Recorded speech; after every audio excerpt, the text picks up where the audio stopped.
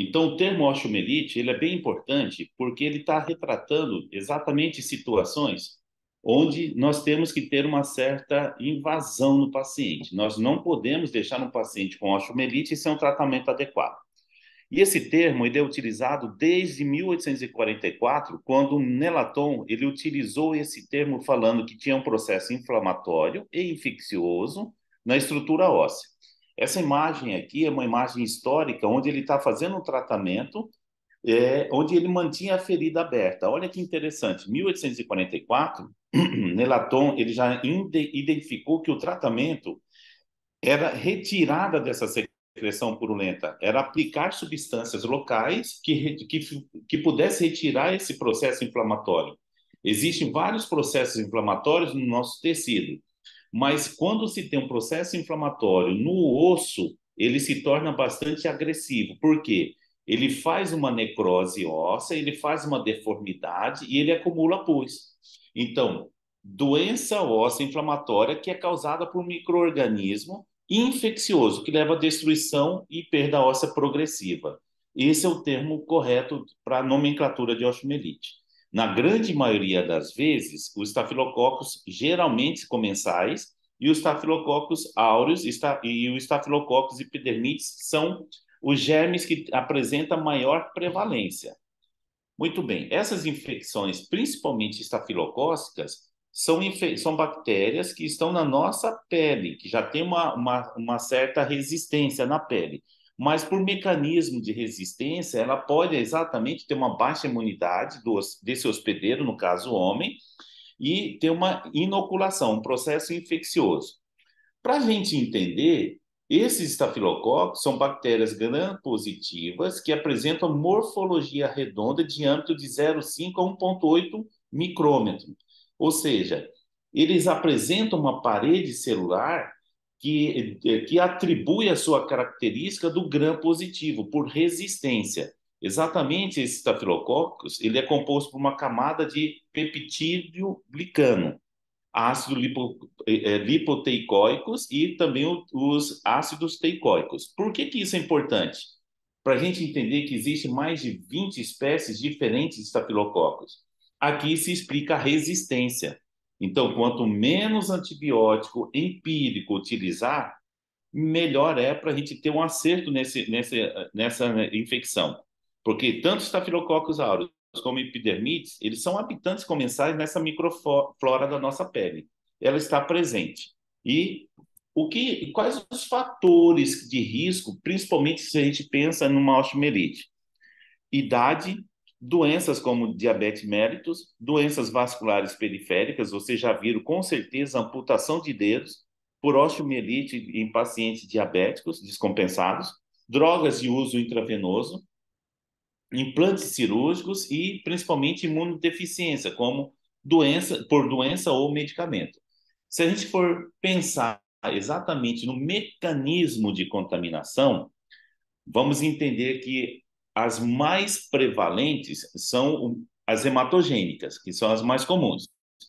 Então, como que isso ocorre? Esses organismos infecciosos, causadores de osteomielite, elas podem originar de várias formas, né? Ele pode estar na circulação e por via hematogênica ou até mesmo por disseminação contígua, ou seja, estar em contato com uma ferida próximo de uma articulação, próximo de uma estrutura óssea, elas fazem com que essas fontes endógenas e exógenas elas atuam exatamente na penetração dessa cortical. Olha esse desenho aqui, ó.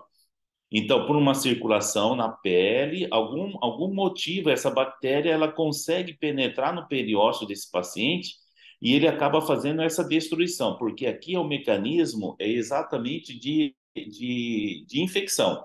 Quando você tem uma circulação que tem um contato com uma bactéria, ela acaba disseminando essa bactéria para essas estruturas. E, de preferência, elas ocorrem nessa região metaepifisária. Esse outro diagrama aqui está mostrando que aqui essa infecção ela ultrapassou a pele, na hora que ela tem por contiguidade, um contato na cortical medular, ela tem uma contaminação, tá? Então, ela pode ser via hematogênica, por sangue ou por contato. Nessa do contato é quando você faz uma cirurgia, você implanta alguma órtese, alguma substância no corpo do paciente que pode estar levando a bactéria, ou às vezes por uma fratura exposta também, tá bom? Muito bem. Só retratando o que eu acabei de falar, essas duas vias principais de contaminação, a hematogênica é a mais comum, ocorre uma liberação desse êmbolo bacteriano exatamente nessa cortical óssea. E por contiguidade, esse paciente que tem um pé diabético, uma úlcera de pressão, uma fratura exposta, que perde a barreira protetora da pele e diminui assim, aumenta assim o contato com essa estrutura óssea. Tudo isso ela pode ser de forma aguda, uma contaminação imediata, ou aquela contaminação lenta de forma crônica, tá? Principalmente na hematogênica, ela é monomicrobiana, ou seja, geralmente associada a um tipo de germe bacteriano. Ocorre mais comum em pacientes sem qualquer fator de risco, aquele paciente, aquela criança que tem aqui, ó, um tratamento de cárie dentário, tem aqui um abscesso do dente, esse abscesso ele vai produzir essas bactérias, ela vai cair na circulação e vai achar um outro local para fazer a sua infecção. 20% de todas essas infecções por osteomielite, principalmente em criança, ocorre por forma hematogênica, tá? Dessas osteomielite hematogênica, 85% em pacientes muito jovens, abaixo de 17 anos. Na maioria das vezes, está relacionado a infecção de vias aéreas, cárie dentárias ou até mesmo úlceras, lesões cutâneas de pele, aquelas feridas maltratadas.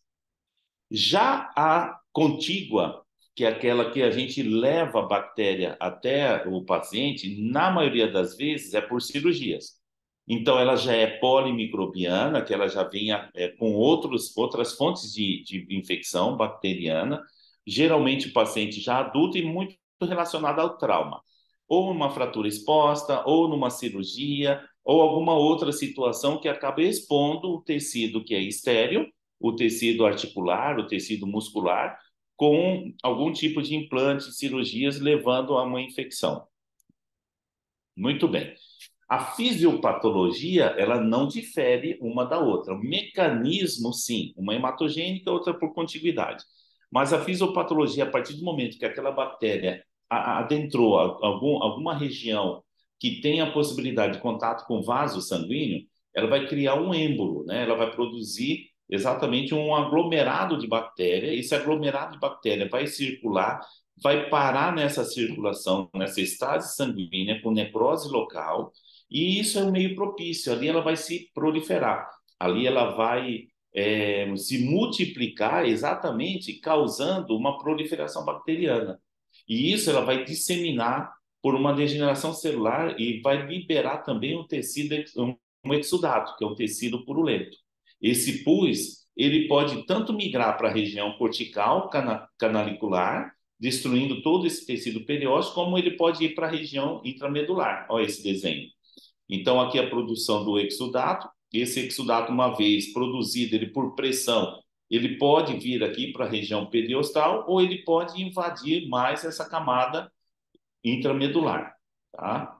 Muito bem. E o quadro clínico de uma osteomielite? Nós temos que pensar que esse quadro clínico, essa infecção, ela é uma infecção inflamatória e infecciosa. Então, tem uma proliferação de germes que ela vai causar uma dor local e profunda, principalmente pela alteração do periósteo, só que é um processo inflamatório. Esse processo inflamatório em atividade, ele tem que ter calor, ele tem que ter um edema e ele vai apresentar um eritema cutâneo, tá? De forma sistêmica, o organismo tenta reagir com febre, aumenta a temperatura corporal e às vezes uma inapetência, principalmente se falar em criança. Se a gente pensar em ferida cirúrgica purulenta e fístulas cutâneas, nós temos que fazer uma esterilização dessas feridas. Então, aqueles pacientes que você operou, o paciente que tem uma úlcera, que está saindo secreção, nós temos que fazer uma esterilização, porque isso aqui é uma fonte produtora de tecido necrótico e, com certeza, fonte bacteriana. Para a gente fazer o diagnóstico de osteomielite, nós temos que pensar fora da caixinha. O que isso quer dizer? Todo paciente que chega para você com esse quadro, que teve um trauma, ou que teve até mesmo uma abordagem cirúrgica, e está evoluindo com dor, rubor, calor e apresentando febre, nós temos sempre que pensar que há possibilidade, sim, de ser um processo infeccioso ósseo, como osteomielite. Lógico, o exame físico ele é importantíssimo, a anamnese, para saber quando foi o período de abordagem cirúrgica, tudo, mas nós temos os exames laboratoriais, principalmente as provas inflamatórias, VHS e PCR, né? De forma sistêmica, o hemograma ele vai me mostrar se está tendo uma leucocitose, se está tendo alguma outra alteração hemática, como anemia, e assim por diante. Mas principalmente VHS e PCR. Porém, eles são inespecíficos. Nós sabemos que quando você analisa um VHS, ele é inespecífico e ele demora em torno de 5 dias para se positivar. Já o PCR é um pouco mais precoce. Porém, o PCR ele retorna à normalidade em 3 semanas. É um período até curto. O VHS ele pode demorar muito mais. Então, ele se torna bastante inespecífico. Por isso que nós utilizamos essa ferramenta, como VHS-PCR, associada ao seu exame físico e à sua anamnese. Professor, e a hemocultura? A hemocultura, ela não serve para um diagnóstico de osteomielite. Ela serve para um diagnóstico de uma bacteremia. Talvez um paciente ele faz um processo de bacteremia e esse processo ele causa mecanismos inflamatórios generalizados e infecciosos.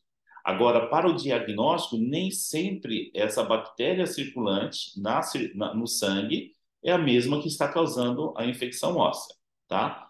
E o diagnóstico por imagens, o exame mais importante, o exame de baixo custo, que dá informações rápidas, é a radiografia. Porém, a radiografia, na fase inicial, nas primeiras 2 semanas, onde não tem a lesão, tanto cortical quanto medular, ela pode vir normal. Tá? Então, geralmente, nas 2 primeiras semanas, numa fase muito aguda, a radiografia é normal. Ela pode também ter, a gente pode confundir, né, uma fratura, um calo, quando você tem uma prótese, aquela prótese ela pode esconder um pouquinho essa infecção, são sinais de que a gente pode ter dificuldade de fazer um diagnóstico. Porém, quando já se tem a rarefação óssea local, atípica, e quando essa lesão já é bem localizada, a gente vai ter uma visualização radiográfica, é porque já tem uma destruição de mais de 50% a 75% dessa matriz óssea. Geralmente isso ocorre em torno da 3ª semana. Então, numa fase aguda, você pegou o paciente, fez uma investigação, a sua anamnese está bem sugestiva, e você não tem exames radiográficos que já comprovem isso daí, você pode fazer exatamente o início do tratamento, né, pensando numa osteomielite, e repetir essas radiografias, insistir porque vai aparecer os resultados, né?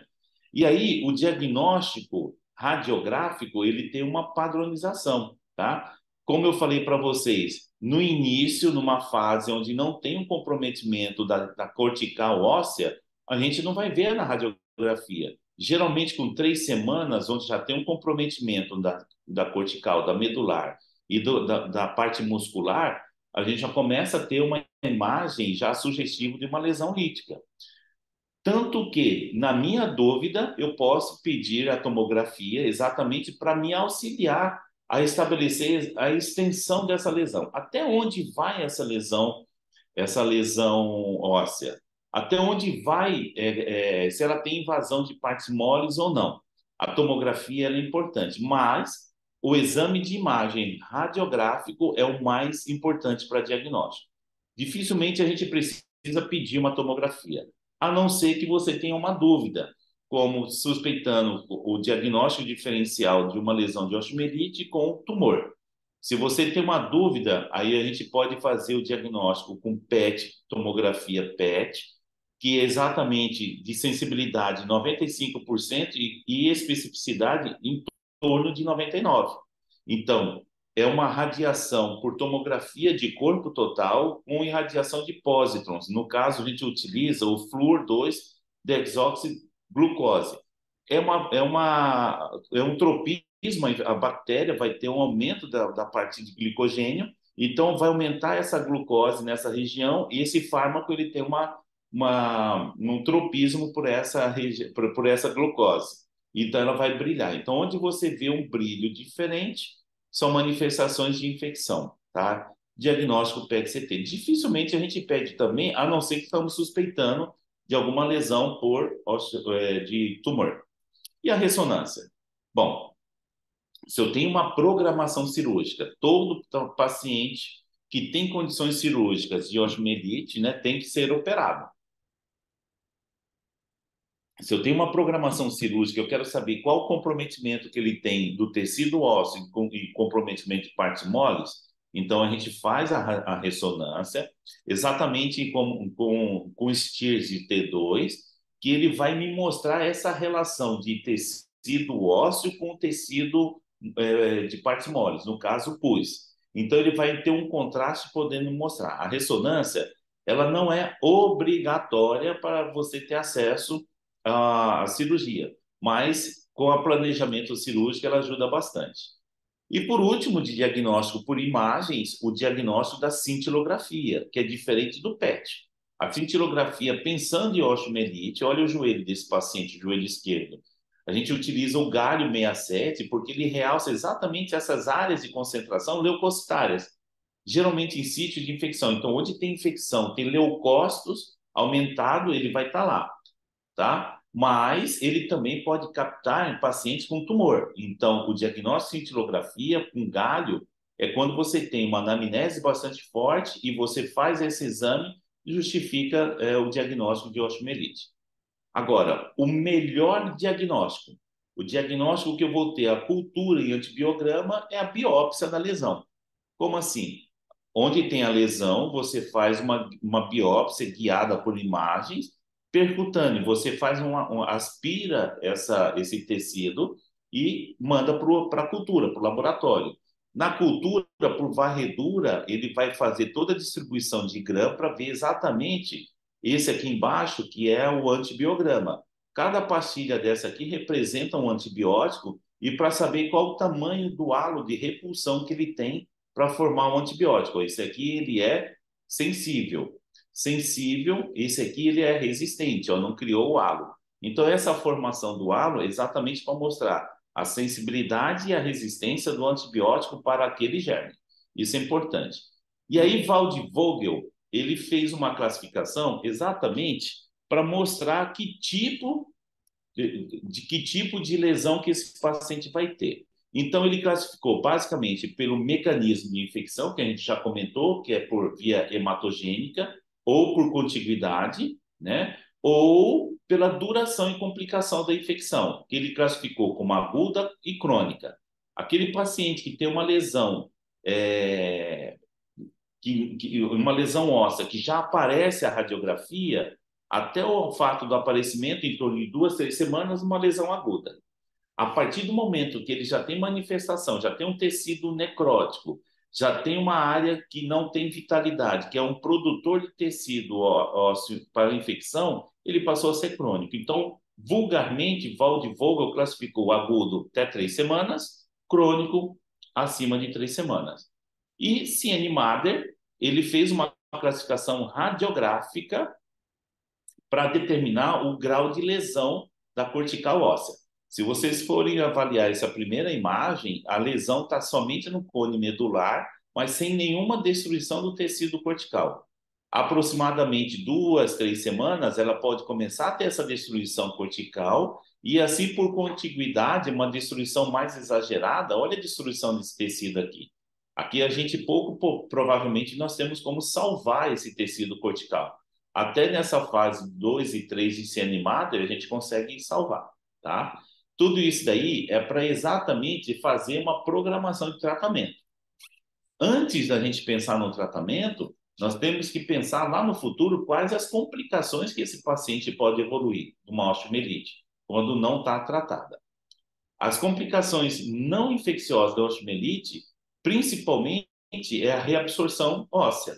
Quanto mais infecção esse paciente tem, maior são essas citocinas que ativam os osteoclastos. Esses osteoclastos, eles vão reabsorver o osso, vão comer o osso. Em relação à infecção, morte desses osteoblastos, esse tecido ele pode ficar fragilizado. Aquela cortical óssea, ela pode não dar sustentação e por isso fazer fraturas patológicas. Principalmente em coluna vertebral, ele pode ter fraturas patológicas com comprometimento neurológico. Já vi paciente fazendo paraparesia, tetraparesia, plegia, exatamente por uma infecção. E quando a gente pega em criança, essa infecção em criança, principalmente se ela atinge a fise dos ossos, ela vai interromper o crescimento. Essa criança vai deixar de crescer nessa situação. E quando a gente fala também naquele paciente que tem uma fístula, uma infecção não tratada, uma ferida que está saindo secreção constantemente, ela pode fazer metaplasia do tecido epitelial e causando um carcinoma espinocelular, que são as gravidades. Já as infecciosas, nós sabemos que aquela bactéria, uma vez em contato com a estrutura óssea, ela pode criar resistências e essas resistências ela vai se protegendo. Essa bactéria ela vai se protegendo a ponto de que existe basicamente três mecanismos de criação da resistência bacteriana. Primeiro, alteração dessa permeabilidade, o fluxo da membrana do antimicrobiano. A bactéria consegue fazer essa alteração porque ela cria uma camada protetora, que a gente chama exatamente do biofilme. Aquele biofilme não adentra essa camada. Uma vez que ele criou esse biofilme, esquece, não tem tratamento com antibiótico, a não ser cirúrgico, e ele acaba mudando essa permeabilidade dessa membrana da bactéria. Segundo teoria, exatamente, é a destruição desse composto antimicrobiano. Então, a bactéria ela consegue quebrar essa resistência, fazendo com que esse composto antimicrobiano ele perca suas características químicas. E, por último, alteração da proteína bacteriana, que é o alvo do antibiótico, né? Então, essa bactéria, por resistência, ela modifica a sua proteína que seria um receptor exatamente para esse antimicrobiano, e ela acaba enganando aquele bactéria, aquele antibiótico. Então, ela cria resistência. Então, basicamente, são esses três tipos de mecanismos que fazem essa resistência. E a principal é o biofilme, que todo mundo tem medo, principalmente os cirurgiões. Por quê? Uma vez criado o biofilme, esquece, o tratamento é cirúrgico, porque nenhum antibiótico vai adentrar essa camada do biofilme. A capacidade das bactérias de formar biofilme é um mecanismo natural delas de proteção. É como se elas fossem unindo umas às outras e criando uma capa protetora para não ter nenhum tipo de penetração de antibiótico. A presença apenas dessa proteína sérica humana, ela aumenta essa expressão desse marcador que promove a formação desse biofilme. Então, essa bactéria, ela reconhece esses marcadores e esses marcadores de membrana, ela faz com que ela tenha uma carcaça, um coraça, impedindo qualquer tipo de penetração de antibiótico. Para vocês entenderem o que é um biofilme, na circulação, quando você vê essas bactérias soltinhas, elas são chamadas de planctônicas, né? Então, elas estão livres a partir do momento que elas começam a se aglomerar, elas começam a fazer uma formação de um biofilme, elas vão liberar gradativamente essas bactérias na circulação, ou seja, elas vão se multiplicar, vão proliferar, só que essa camada de biofilme protege, ninguém tira ela daqui. Uma vez colocado, implantado esse biofilme, não há antibiótico que tire essa bactéria, tem que ser de forma mecânica, cirúrgica. Então, ela pode apresentar exatamente aderida no tecido, numa estrutura óssea, até mesmo numa prótese. Ela vai criar matriz de bactérias outras, mas sempre protegida por esse biofilme. Essa matriz ela vai aumentar em maturidade e elas vão liberar essas bactérias planctônicas isoladas para criar um novo ciclo.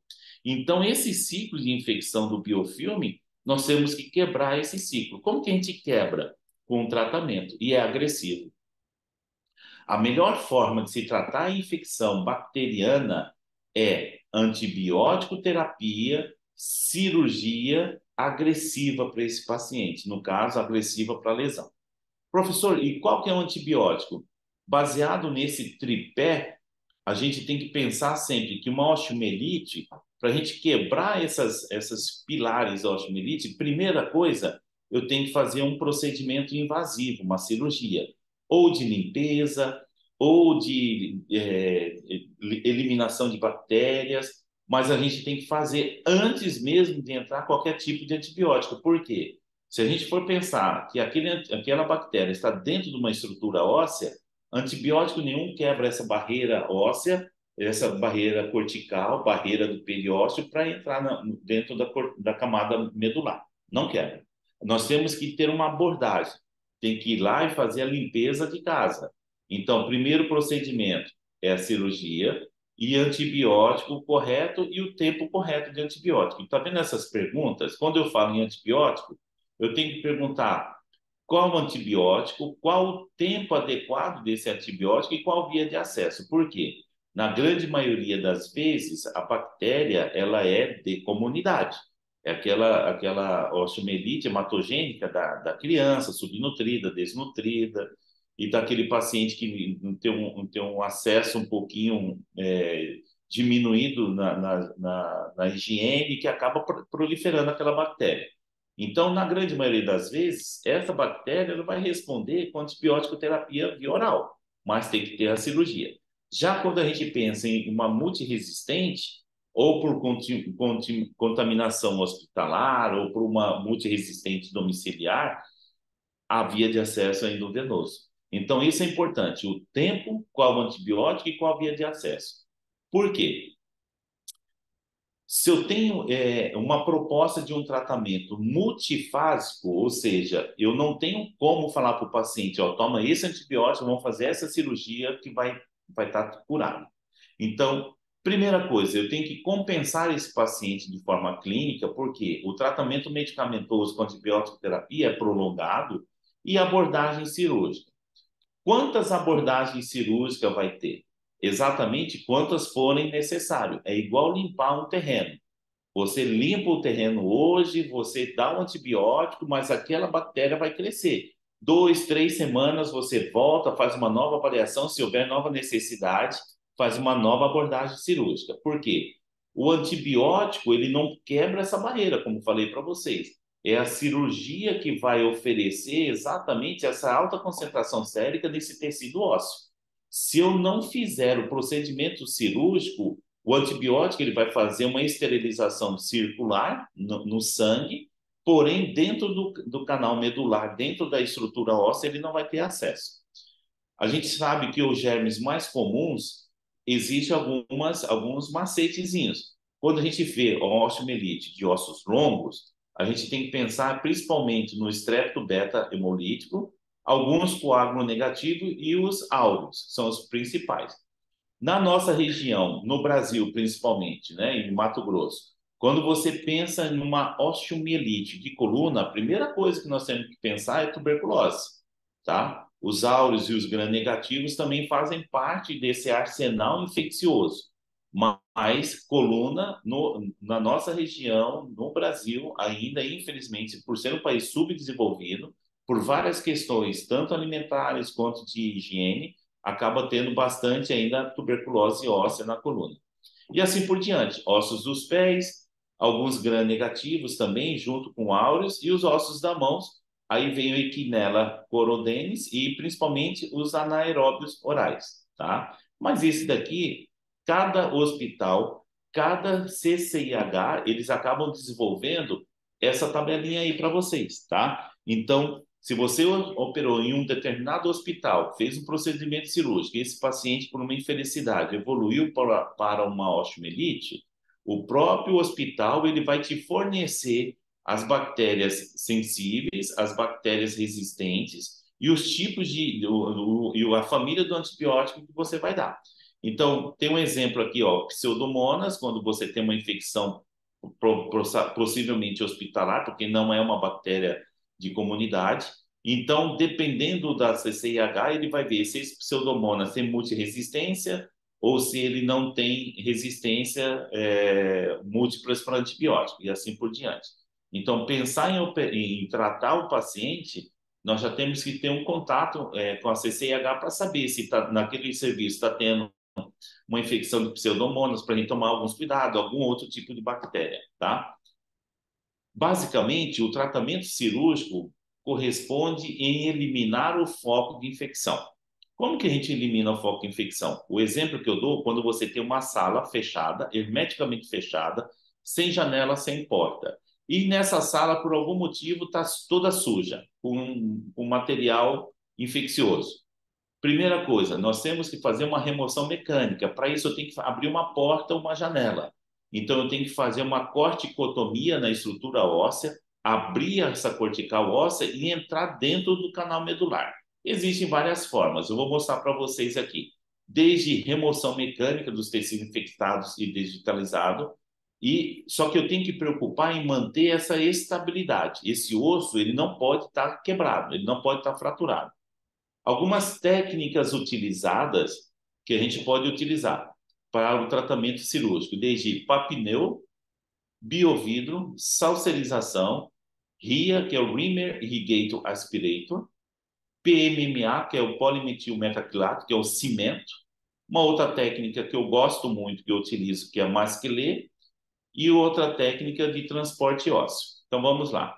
Essa remoção mecânica, no caso desse paciente, ele foi atingido por um projétil de arma de fogo, onde nós operamos ele, fez a estruturação, só que acabou evoluindo para tecido desvitalizado. Então, a manutenção dessa estabilidade, eu tenho que fazer essa estabilidade, porque senão esse osso vai ter movimento, hematoma e vai aumentar essa infecção. Então, o primeiro objetivo nosso é fazer uma esterilização de forma mais minimamente invasiva, mais pontual. O RIA, que é o Rimmer Irrigator Aspirator, ele é um recurso interessante, né? O que que faz? Essa sonda, elas são de dupla via, a via A e a via B, onde uma vai irrigar, vai sair o soro fisiológico da pontinha dela, e na via B ele tem um aspirador, ó, um filtro de aspirador, e ele é aspirado. O que que isso vai acontecer? Quando você faz uma infecção de tíbia, uma infecção de ossos longos, você faz uma via de acesso pequenininho, introduz essa sonda no canal medular, irriga, joga bastante soro fisiológico, aquele soro fisiológico vai fazer um turbilhamento medular, e ao mesmo tempo que está saindo o soro fisiológico, você vai aspirar por esse filtro. Então, você vai estar limpando aquele canal medular. Qual a vantagem do RIA? Ele é minimamente invasivo, você faz um corte pequenininho no osso, você consegue fazer uma drenagem importante de ossos longos, isso aí facilita bastante, e você consegue irrigar bastante. A quantidade de soro que você quiser, você vai trocando isso daqui. Qual que é a desvantagem? Que a partir do momento que eu tenho uma introdução desse material no canal medular, eu vou liberar êmbolos, né? Tanto gasoso e gorduroso. Então, a chance de embolia gordurosa e gasosa, ela aumenta, tá? Então, assim, nós temos que pensar muito bem custo-benefício para oferecer isso para o paciente. Uma outra situação é o PMMA, que é o polimetilmetacrilato, que é o cimento ósseo. Quando esse paciente, no caso, fez uma prótese de joelho, por algum motivo, deu uma infecção, criou o biofilme. Uma vez que cria o biofilme, tem que retirar a prótese. E aí, faz o quê? Retira a prótese, não posso colocar de imediato uma outra prótese. Isso que vocês estão vendo nessa radiografia não é uma prótese, e sim um cimento ósseo no molde de uma prótese, de substituição. Ele não serve para o paciente pisar, ele é só um espaçador. Só que o PMMA, quando a gente faz uma moldagem dele, ele chega numa temperatura acima de 100 graus Celsius por uma combustão. Então, ele esquenta muito essa região. E a temperatura aumentada nessa região faz com que tenha bactericida bacteristático. Você mata essas bactérias em contato. Então, e ele pode estar eliminando, ele pode ser embebido também em antibiótico, geralmente a vancomicina, e ele vai sendo liberado vancomicina nesse período para um processo de esterilização. Esse paciente normalmente fica 6 meses com esse PMMA, exatamente para fazer uma esterilização e depois colocar a prótese. Um terceiro caso é o papinê, que é o VAC, né, que é o curativo a vácuo. No caso aqui é um paciente que tem uma osteomielite de calcânio. Esse preto que vocês estão vendo aqui é uma esponja preparada para o vácuo, onde tem uma ferida aqui. E aqui tem um plásticozinho que acaba blindando, fazendo um fechamento hermético nisso daqui. Esse vácuozinho, ele fica 24 horas e as bactérias vão sendo aspiradas da ferida, tá? Isso aqui é bem interessante para essas lesões menores, pequenas, de extremidade, que a gente consegue exatamente ter um aporte mais controlado dessas feridas. Auxilia até nessa cicatrização. É um recurso barato, né? É um recurso que tem acesso a alguns procedimentos.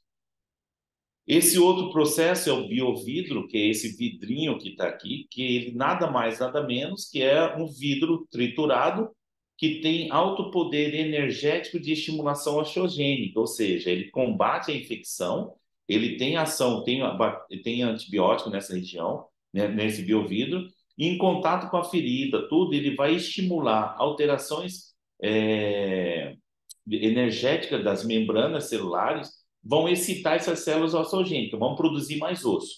E, ao mesmo tempo, ele vai ter uma reação à bactéria, parede bacteriana, quebrando essas paredes bacterianas, matando as bactérias. Só que o custo é muito alto, um vidrinho desse aqui tem em torno de 60, 80 mil reais. Não dá para fazer em grandes áreas, né? Porque senão o gasto era muito grande. Ele é bom para pequenas áreas, pequenas articulações, pequenas lesões osteomielíticas, tá? A salserização também é um outro recurso. Esse é um paciente meu, que ele tem aqui é um fêmur, né? Então a gente teve que abrir todo o fêmur, tinha uma haste ainda ali, e a gente faz uma janela gigante aqui e lava exaustivamente, 20, 30, 40 litros de soro. Deixa tudo aberto, dá só ponto de aproximação, 2, 3 dias, leva para o centro cirúrgico, lava de novo, quantas vezes forem necessário. Esse daqui a gente vai diluindo a bactéria. Quanto mais líquido for aqui, a bactéria se solta, ela vai sendo eliminada, tá? O que eu comentei inicialmente para vocês, que é a técnica de Masquelet, que eu gosto mais, é uma técnica, é um procedimento cirúrgico em 2 etapas. O que que a gente faz? Quando você tem uma infecção, né, no caso na diáfise de um fêmur, da tíbia, de ossos longos, você faz a ressecção desse tecido, no caso, olha aqui as imagens radiográficas, tira a placa e viu que a infecção está aqui no meio, você retira aquele osso desvitalizado, coloca dentro desse cone medular o cimento, o PMMA, que é o metilmetacrilato, que é o cimento aqui, ó, isso aqui é um cimento, dá estabilidade, põe um fixador externo, e aí a gente vai deixar 6 semanas para a ação tanto de antibiótico endovenoso quanto de cimento. Nesse período de 6 semanas, a gente consegue esterilizar e eu tiro numa segunda cirurgia, depois de 6 semanas, aqui, ó. Aqui está com o cimento, na figura F já é um enxerto. Eu coloco um enxerto autólogo, tiro o enxerto ou da fíbula do paciente, enfim, em alguma área doadora, coloca aqui e a gente vai acompanhando até uma consolidação. Professor, por que que a gente não faz direto aqui? Tira aqui esse osso e põe o enxerto, porque se está com infecção, esse osso que eu vou colocar aqui, a bactéria vai destruir ele, vai fazer lesão. Então, a gente vai perder a área doadora e a área receptora. Então, 6 semanas de Masquelet com metilmetacrilato, depois o enxerto dá esse osso bonito regenerado. E, por último, alongamento ou transporte ósseo. Também faço bastante, que é o que eu gosto, que ele acaba sendo minimamente invasivo. A gente consegue retirar o segmento da infecção, lava todo o cone medular, trata toda a cortical e monta um aparelho de um fixador externo tridimensional. No caso, esse daí é um fixador circular do tipo Irizarov. E aí eu consigo ou fazer um transporte ósseo nessa imagem ou fazer um alongamento, que é um processo de aproximação dessas duas lesões aqui, e depois a gente vai alongando essa região. Ou transporte, criando esse osso firme, bonito e saudável, chamado regenerado, tá? Então, todas essas técnicas são baseadas exatamente na proposta de retirar a estrutura que está lesada da infecção e substituir esse tecido, tá? Como auxiliar, atualmente, nós temos as câmeras hiperbáricas, que é uma terapia complementar que ajuda muito no controle local da infecção. Nada mais, nada menos que é ofertar alta concentração de oxigênio por um período de tempo, por uma pressão naquela estrutura para ter uma reação catabólica com quebra dessas barreiras, dessas membranas da bactéria, elas vão se destruindo e, ao mesmo tempo, faz uma excitação do tecido muscular, tecido ósseo, para aumentar a produção desse tecido saudável. Ainda é uma terapia complementar cara, não, nem todo mundo tem acesso, apesar do SUS ter vários convênios, só que tem uma fila grande, e não é todo paciente que comporta essa alta pressão de oxigênio, mas existe essa terapia, né? O que que ela faz? Tudo isso que eu falei para vocês, né? Ela faz uma quebra dessa membrana por ação leucocitária, aumenta a proliferação de fibroblastos, colágeno das feridas e faz uma neovascularização, facilita exatamente a consolidação do osso e a cicatrização de tecido de partes moles. Muito bem. O que eu quero que vocês guardem dessa aula? Que osteomielite, ela é duradoura, tem cura, mas até chegar no tempo de cura, a gente precisa passar por várias etapas. Saber que é uma infecção bacteriana óssea, pode ser vírus, pode ser fungos, qualquer germes que entra na estrutura óssea causando essa infecção. Obviamente que mais de 99% é bacteriana, tá? Quanto mais precoce o diagnóstico de osteomielite, ali nas 2 semanas, é melhor o prognóstico, porque vocês viram, se demorar 3 a 4 semanas fazer diagnóstico, já tem uma lesão importante de tecido ósseo. A cirurgia e o antibiótico, eles são importantíssimos. A cirurgia tem que anteceder o antibiótico, porque só o antibiótico você pode controlar uma bacteremia, mas o tratamento da osteomielite sem cirurgia, o antibiótico não tem efeito. E sempre perguntar qual o antibiótico, qual o tempo do antibiótico e qual a via de acesso do antibiótico. É muito comum a gente manter o paciente internado 5, 6 meses para antibiótico terapia prolongado. E olha, imagina o gasto que é, até mesmo a qualidade de vida da família do paciente, às vezes até criança. Então, hoje, com o home care, a gente consegue até mandar o paciente embora com via de acesso endovenoso para exatamente fazer a esterilização dessa estrutura. Pensando que esse biofilme, ele aumenta essa resistência, implantou o biofilme, as coisas se tornam mais difíceis e as sequelas, desde amputação, desde sepsemia e morte, desde perda daquele tecido que está infeccionado, tá bom? Muito bem. Infecção bacteriana é grave. O quanto mais o precoce o diagnóstico, melhor para a gente. A cirurgia, nós já temos que definir qual. Não deixar acontecer biofilme e cuidado com a sequela. Muito bem. Pessoal, alguma dúvida? Alguém já tratou uma osteomielite? Quer relatar a sua experiência?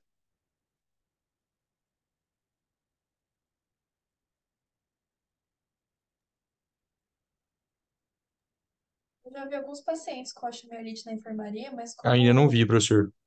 É, não dá muito É, seguimento. tem uma brincadeira que eu sempre falo com os alunos, né? Qual que é a diferença de osteomielite e amor? A resposta é: amor acaba. Osteomielite, uma vez que você começou a tratar um paciente com osteomielite, ele vai ter cura? Vai. Só que, assim, é bem agressivo, cirurgias, antibióticos, internações. Então, tudo isso aí tem um desgaste muito grande, né, no paciente, na família, no próprio médico.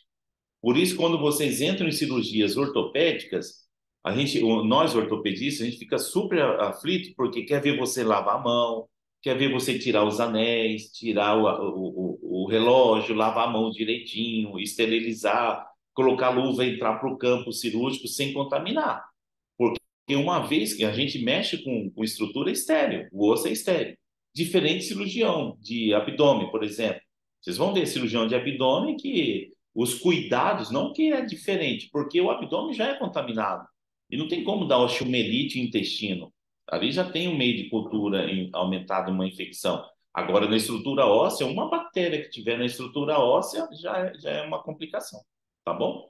Então, essa é a preocupação nossa, ortopedista, lógico. Você viu um paciente com uma fratura exposta, você é socorrista, você tem todo o ABCDE do trauma para resolver tudo de lá, mas preocupar com a infecção. Então, nós temos 6 horas para entrar com antibiótico terapia, para fazer a limpeza, a esterilização, para transformar aquela fratura que tem um potencial de infecção e virar em estéril, tá? Essa é a ideia. Muito bem. Alguma outra dúvida?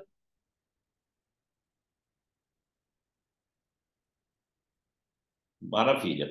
Pessoal, eu agradeço então o tempo de vocês aí, 20 participantes. Tomara Deus que metade tenha escutado o meu recado. Queria agradecer aí a paciência de vocês aí. Uma boa noite para vocês. Aproveite o feriado para estudar o Chimelite, tá bom?